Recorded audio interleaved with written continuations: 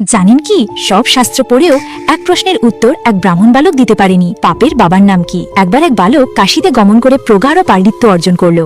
বেদ, উপনিষদ, শাস্ত্র সবই সে অধ্যয়ন করলো। বিদ্যা অর্জন করে বাড়ি ফিরে এসে সে গর্বভরে তার পিতাকে জানালো, পিতা, আমি সমস্ত শাস্ত্র পড়ে ফেলেছি। পিতা মৃদু হেসে তাকে একটি অদ্ভুত প্রশ্ন করলেন, তাহলে বলতো পাপের বাবার নাম কি? এই প্রশ্নে বালক থমকে গেল।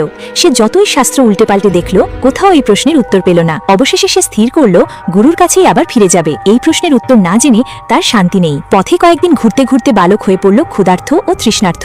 একসময় সে একটি বাড়ির সামনে এসে দাঁড়ালো। বাড়ির বাইরে সে দেখল একটি তুলসী গাছ, গোমাতা বাঁধা, গোবর দিয়ে লেপা উঠোন। বালকের মনে হলো নিশ্চয়ই এটি কোনো ভক্ত বা বৈষ্ণবের ঘর। তৃষ্ণায় কাতর হয়ে সে সেই ঘরে প্রবেশ করল। ঘরে ঢুকে সে দেখল একজন মহিলা দাঁড়িয়ে আছেন। তার চোখে মুখে কোনো কুটিলতা নেই, কপালে তিলক, হাতে বেদ। ধুতি পরা ব্রাহ্মণ বালককে দেখে তিনি সঙ্গে সঙ্গে জল এনে বললেন, মহারাজ, জল পান করুন। জল পান করে বালক কৃতজ্ঞ হয়ে বলল, আমার মনে হচ্ছে এটি কোনো বৈষ্ণবের ঘর। বাইরে তুলসী আছে, গরু আছে, উঠোনে গোবর দেওয়া। আপনি নিশ্চয়ই বৈষ্ণব। মহিলা শান্তভাবে উত্তর দিলেন, বৈষ্ণব কিনে জানি না, তবে আমি একজন নগর বেশ্যা। এই কথা শোনা মাত্রই ব্রাহ্মণ বালকের মুখ ফ্যাকাশে হয়ে গেল।